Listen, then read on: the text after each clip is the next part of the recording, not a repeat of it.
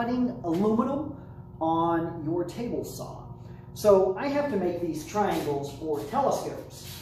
When I'm building telescopes, these triangles have to be very precise, and I have to be able to repeat the cuts quickly and efficiently. And what I had always done in the past is I had used a pattern jig on my bandsaw. In fact, I've got videos on my YouTube channel showing how I did that. The problem with doing it that way is that left me with a lot of work after they were cut, cleaning up the edges and making them pretty, making sure they were precise, going back with a caliper. So what I've done here is I've made a jig for my table saw that allows me to cut irregular shapes or triangles, which I guess is a more regular shape. But anyway, I can cut accurate triangles every single time. I can just pick up a scrap of aluminum, take one of my original triangle jigs, trace it onto that aluminum, and then put it on this sled that I've built and make repeatable cuts. Now, real quick, regarding safety and cutting aluminum, aluminum is more dangerous to cut on a table saw than wood, obviously. Either can be very dangerous if you use improper technique. So always think safety when cutting aluminum. If you're not using some type of a sled and you're trying to actually use your table saw fence and rip aluminum, this is where it can get very dangerous. Kickback with aluminum, if there's any binding or if you move quickly in an unexpected jerk or something, or you slightly get that aluminum off your fence, kickback with aluminum could be deadly. So exercise extreme caution. If you don't think you're ready for the cut, if there's any hesitation, don't do it. So do your homework before you do it. Now what I will use is I will use a table saw blade with a lot of teeth, a high tooth count blade. This is just a cheap Home Depot Diablo blade from Freud.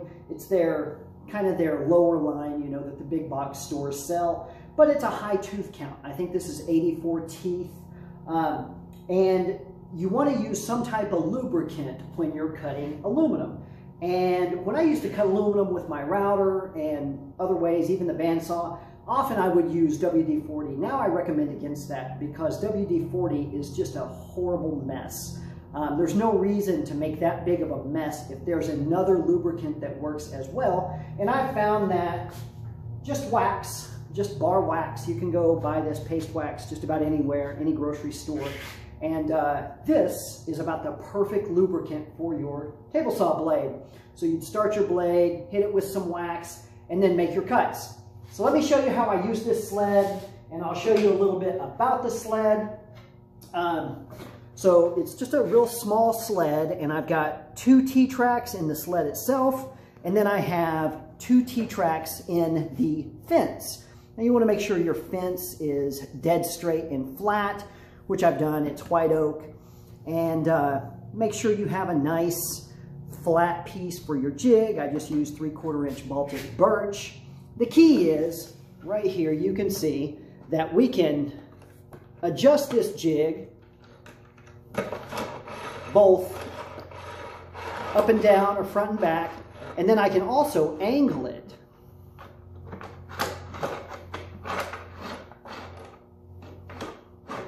So there's a variety of triangles or different irregular shapes that you can cut on the jig. One of my little T-tracks came out here. So the other thing to note on the jig is my little hold down. This is just a, I believe that Inca makes this hold down, but you could make one out of wood too. It was on sale, so I got it pretty cheap.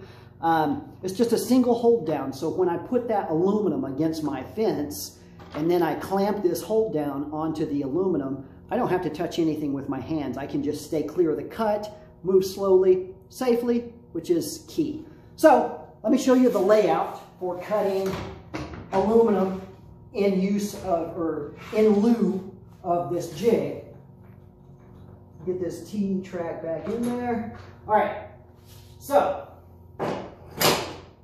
this is my original Baltic birch jig that I'm using to trace everything out of. So you want to make your original, you know, with very accurate dimensions. which you can do quite easily if you just take some time with it. So I've had this one for years. Whenever I need to cut my aluminum triangles, I'll take 1/4-inch plate. I'll lay the pattern right here on the plate.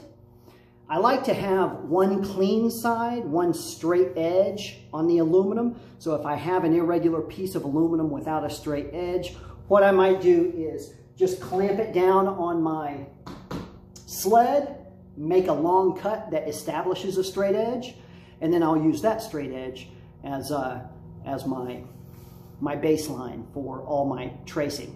So the key to using this sled is whenever I trace, I'm going to scribe right here with a scratch owl. The key is to make your line not just where the triangle is going to end or whatever shape that you're trying to make, but go ahead and scribe your line and then take a straight rule and finish the line all the way across the piece, because I'm using the edge of my sled as the termination point of where that line is getting cut. So you can see, I don't know if we can see it here. Okay, there you can see. You see my scribe line right there, okay? So my triangle is only like so, but I extend that scribe line all the way off. I'll show you why that's important here on the sled. So I'm going to move my sled around until I can extend one of those lines all the way off the work.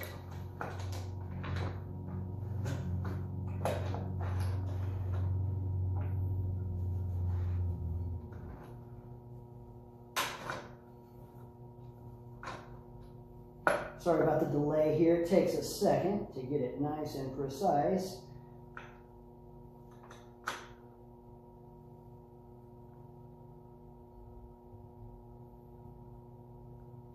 All right, we're there.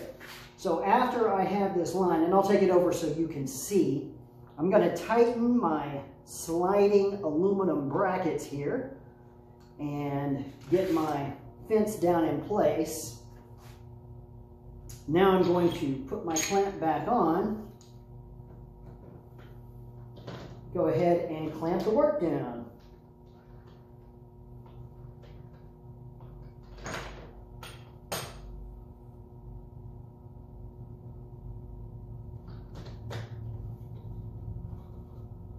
I like to torque this clamp down pretty tight.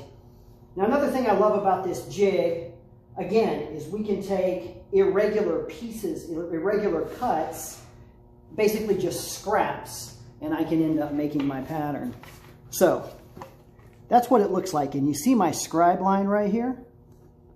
All right, that scribe line is going to match the edge of my sled. And so I'll make this fence down here even with the point of termination of the sled, the edge of it. And so that way I can just eye it. I can see that scribe line and I just want it right above the edge of the sled. So when I make my cut, this is going to drop off. That's going to be my waist. My body is out of the way. And we're starting our triangle cut. So without further ado, let's turn on the table saw, paste wax, eye protection. I usually turn my dust collector off for this process because I don't want a lot of aluminum chips in my dust collector. I'm going to hit my saw blade.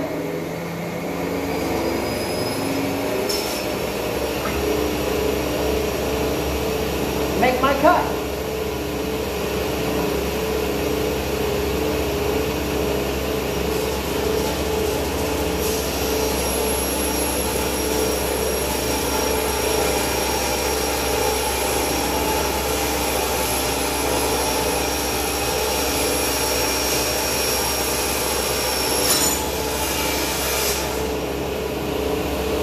Still safely on this side of the table saw blade.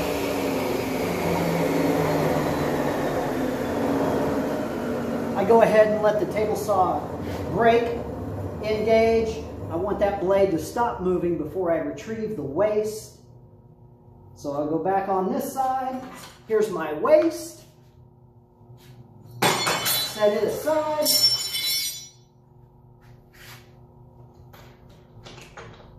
Unclamp my work. So now I have 2 of my triangle edges done. So I need this 3rd angle. So let's readjust the fence. This time I'm going to put it at an angle going up, just to show you the versatility of the fence.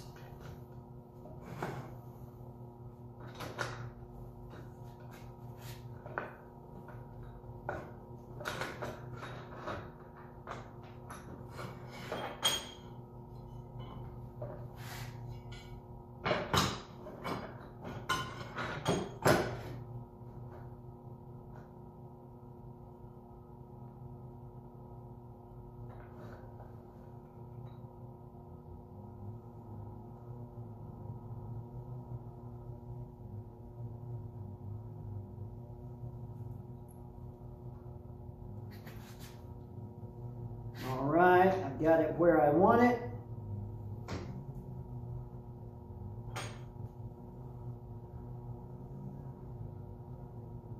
Clamp my angle brackets down. Oh yeah, that's perfect. Okay, so now I'm going to reattach my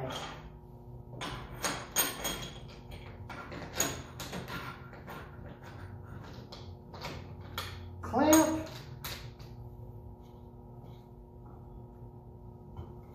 Clamp this guy down. Start my table saw. Don't forget the paste wax.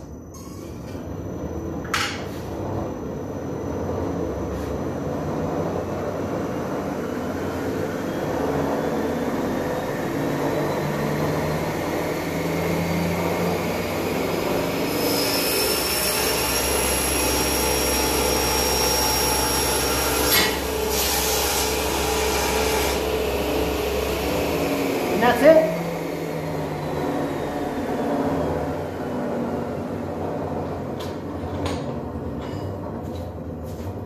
Here's my triangle. Cut safely, relatively small amount of mess, and I've got all my perfectly repeatable triangles. Another benefit to doing it on the, the table saw is, once again, you have a great edge. So my edge is nice and clean, nice and straight. If you're going to paint or powder coat, all you really need to do is break the corners and go right to it. Whereas with the bandsaw or some other means of cutting aluminum, often at times there's a lot of edge dressing you still need to do. So that's it. I hope the video was somewhat informative.